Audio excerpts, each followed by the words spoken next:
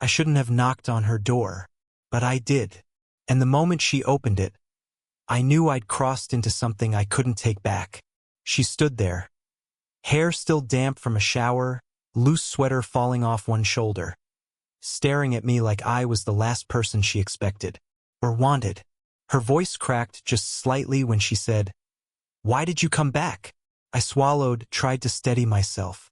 "Because you never left me?" I whispered, before I even knew the words were mine. It wasn't supposed to be like this. She was 10, maybe 15 years older. My neighbor. The woman who always kept her blinds half closed and her conversations clipped, polite, nothing more. But then last week happened. Her kitchen sink flooding at midnight, my hands tightening pipes under the counter while she held a flashlight, our shoulders brushing in the cramped space. That night, something hung in the air between us, heavier than the smell of rust and bleach. I told myself it was nothing. She was nothing. Just a neighbor. Just someone I happened to help. But I kept replaying her laugh when the water finally stopped spilling. The way she pressed a hand to her chest in relief. How her eyes lingered on me for a second too long before she turned away. Now, standing in her doorway, the apartment behind her dim except for a lamp casting gold across the room, I realized I'd made a mistake. Or maybe the first right choice of my life. She leaned against the frame, arms crossing, sweater sleeves slipping down her wrist. "You shouldn't be here," she said, softer this time, almost like she was telling it to herself. I should have agreed. Walked away. Pretended I didn't feel the pull that had been tightening in my chest since that night. But instead, I met her gaze and said, "Neither should I." Her eyes flickered, searching my face for something. A crack, a hesitation. I gave her none. The silence stretched, long enough to hear the clock ticking inside her apartment, long enough for the faint hum of the city outside to feel louder than it should. She stepped back, just a fraction, but it was enough for the hallway light to fall across her face. Enough for me to see the war she was fighting in her expression. Shame, longing, regret, something else. "You don't know what you're doing," she murmured. Maybe she was right. Maybe I was just a fool, chasing the echo of something she'd already buried years ago. But the way her fingers gripped the edge of the door, white-knuckled, betrayed her. She wanted me there, or at least she didn't want me gone. I shifted my weight, hands stuffed deep in my jacket pockets, heart pounding harder than it should for a conversation that hadn't even started. "Then tell me to leave," I said. My voice came out steadier than I felt. Her lips parted. She almost said it, but she didn't. Her hand slipped, brushing mine as she adjusted the door. The touch was nothing. An accident, a mistake. But it burned electric, enough to make both of us freeze. Her eyes lifted, locked on mine, wider now. She didn't pull her hand away. That was the moment. The one I knew we wouldn't come back from. I stepped into her apartment, and it felt like trespassing. Not just into her space, into her life, into a part of her she didn't want anyone to see. The air was warm, carrying the faint smell of coffee gone cold on the table, and a book face down beside it. A blanket thrown carelessly over the couch. She wasn't expecting anyone, especially not me. She closed the door quietly behind us, as if afraid the sound alone might betray us. Her hand lingered on the knob, knuckles pale, before she finally let go. "You shouldn't have come," she said again, but the words lacked weight now. I sat at the edge of her couch, the fabric rough under my palms. She stayed standing, arms folded, eyes darting between me and the floor. There was something about the way she avoided looking at me directly, like she was afraid I'd see through her. And maybe she was right. I knew her story in pieces. She just ended a long relationship. Her ex moved out 2 months ago. I'd overheard it in the building's stairwell when she argued on the phone. The bitterness in her voice then was sharp. But tonight, it was something softer, almost hollow. "She's not ready for this," I told myself. "I shouldn't be here." But then she turned her head just slightly, and I noticed the loose strand of hair that kept slipping across her cheek.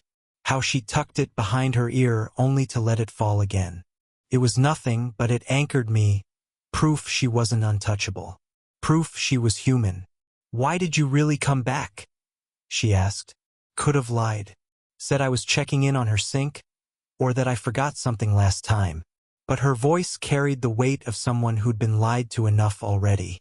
"I don't know," I admitted. My throat tightened around the words.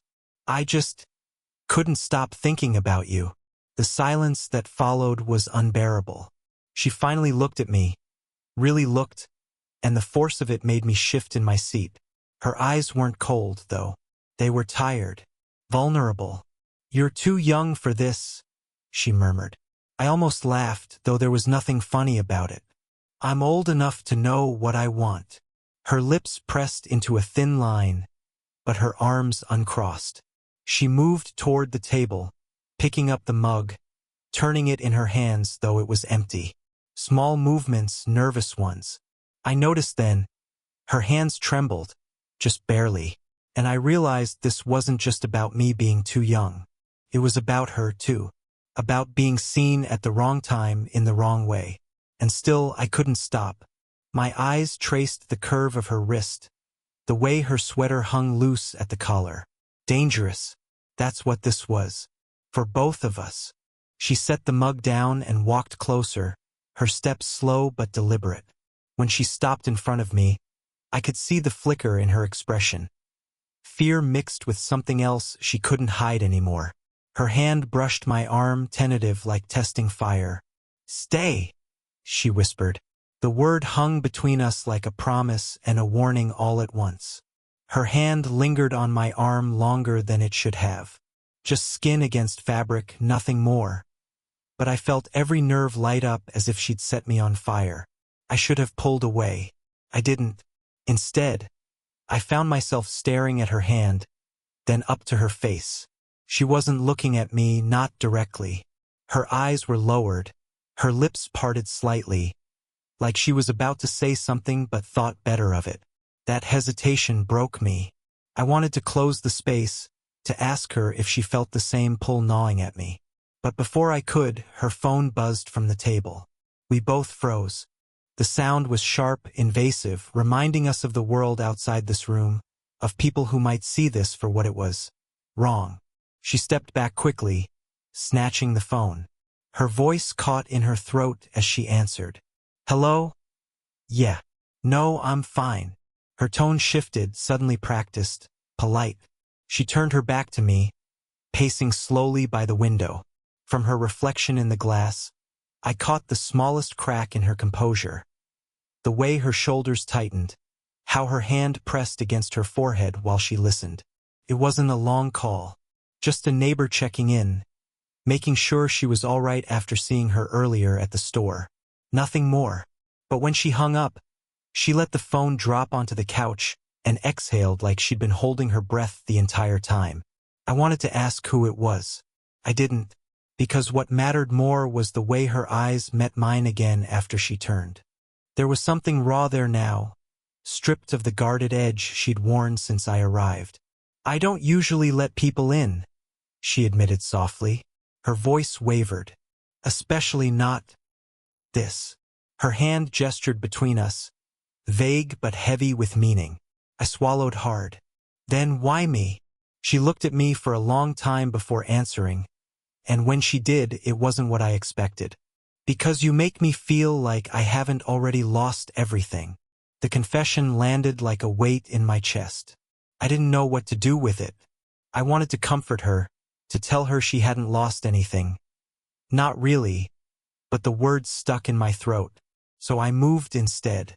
My hand brushed hers, tentative at first, then firmer when she didn't pull away. "Maybe this is a mistake," I whispered. Her eyes searched mine. "Then why does it feel like the only thing that isn't?" The air between us thickened, charged, the silence pressing down harder than any words could. I leaned in without meaning to, or maybe I'd meant to all along. Our faces were close enough that I could see the faint tremor in her lips, feel the warmth of her breath mingling with mine. That was the moment the line blurred, dangerously thin, ready to break. The knock at the door echoed through the apartment like a warning. She stiffened instantly, eyes darting toward it, but neither of us moved. For a moment, the sound faded, replaced by the thundering of my own heartbeat. Whoever it was didn't knock again. Silence pressed in heavier than before. She swallowed hard, then whispered, "Don't." I froze halfway to standing. "Don't what?" Her gaze lingered on the door, then back to me. "Don't answer. Don't move." So I stayed. The weight of it hung between us. The choice, the danger, the realization that both of us wanted this to keep going even when the world outside was demanding otherwise. When she finally exhaled, it was shaky, like something inside her cracked open. "This is insane," she murmured. "You're too young. I'm too. Don't." I cut in, sharper than I meant. My voice broke at the end. "Don't finish that sentence." Her lips parted, but no words came out. The silence stretched, filled with everything we were both too afraid to say. Couldn't stop. My hand lifted before I could think better of it, fingertips brushing the side of her face. The warmth of her skin under mine felt like crossing into forbidden territory, yet she didn't flinch. She closed her eyes for the briefest second, then opened them again, meeting my stare head-on. "I keep telling myself not to let you in," she whispered, her voice raw, honest. "But then you're here and I—" Her throat caught, and she broke off, shaking her head. My chest tightened. "Say it." She looked at me, eyes glassy now. "I don't want to be alone anymore." The confession hit like a punch. Not romantic, not polished, but true. And in that truth I saw her.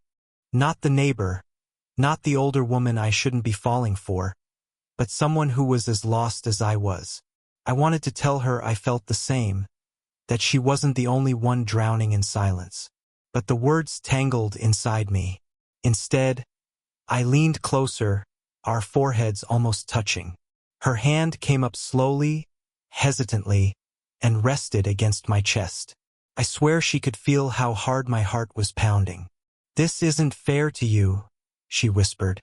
I almost laughed, though it sounded broken. "It's not fair to either of us." For a long moment we just stood there, caught between every reason not to and every reason we couldn't stop. Her question still hung in the air. "What if I can't let you go?" When I heard myself whisper back, almost without breath, "Then don't." Her eyes widened at my answer. For a moment, it felt like the walls between us had finally crumbled.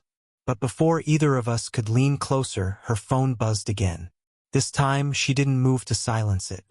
She just stared at me, frozen, as the screen lit up on the table. The name flashing there made my stomach tighten. It wasn't just anyone. It was him, the man she'd broken up with. She reached for the phone, hesitated, then pulled her hand back as though touching it might burn her. "Your ex?" I said quietly, the words scraping out of me before I could stop them. She nodded once, barely. Her face was pale, caught between fear and something else. Maybe guilt. "You should answer," I said, though I hated myself for it. "No," her voice was sharp, then softened. "Not when you're here." The room tilted then, because suddenly it wasn't just me chasing her, wanting her. She was choosing not to answer him because of me. But before the rush could settle, she turned, eyes hard now, as though reading my thoughts.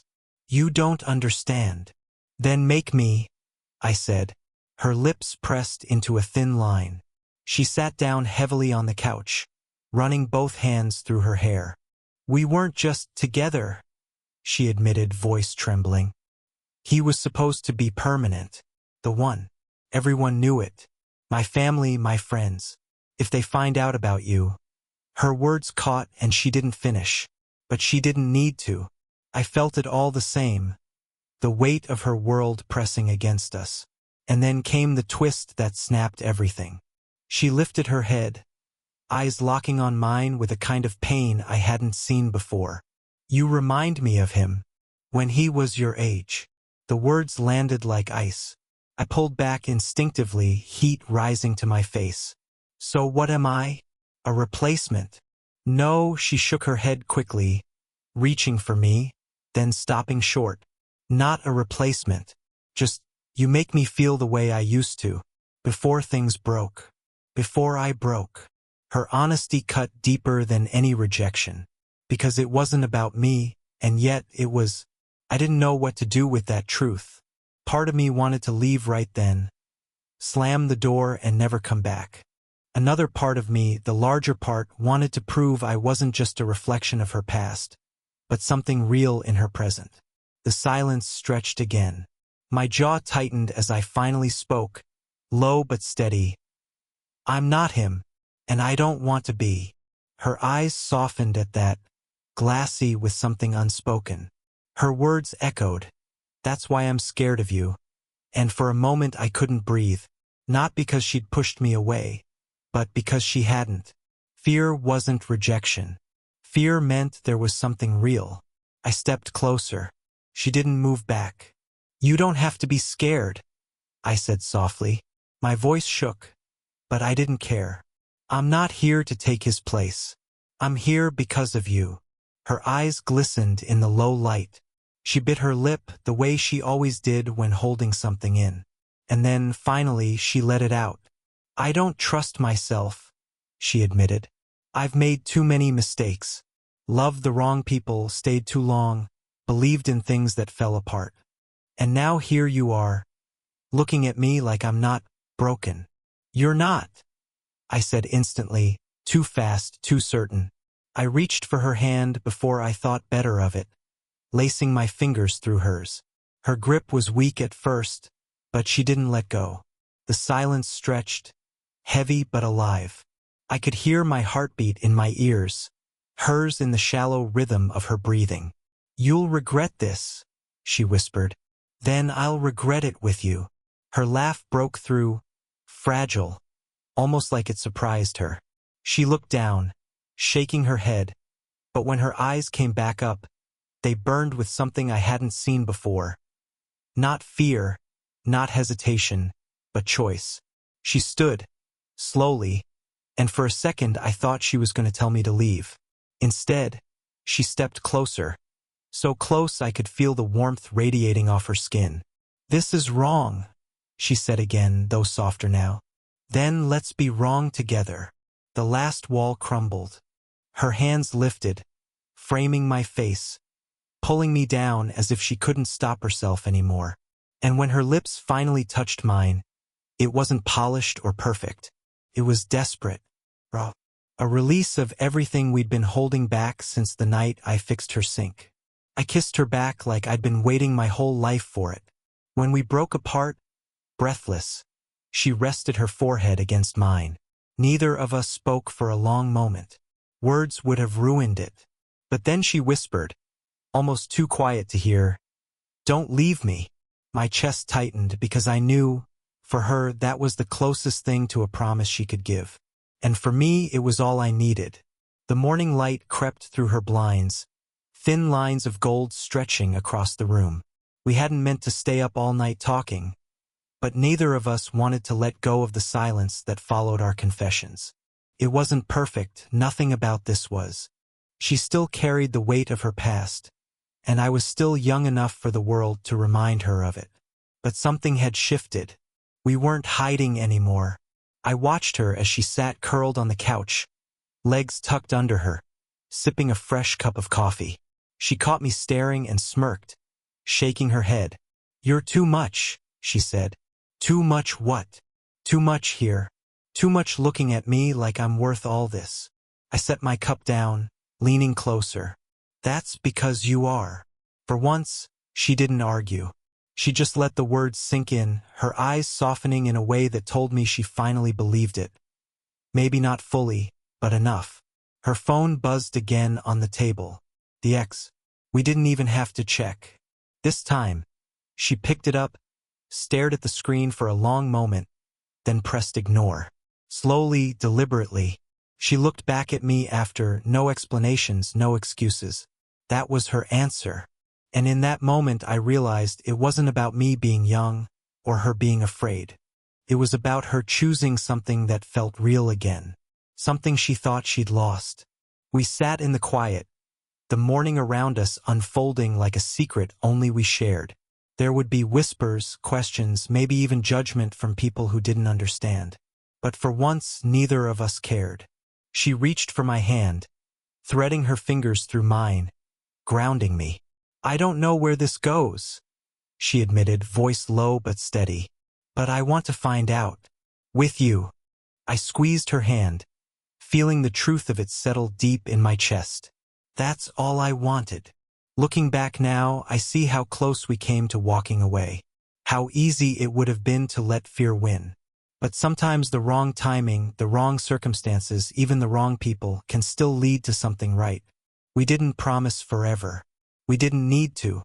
All we promised was to stay, to try, to stop running from what we both already knew. We couldn't let each other go.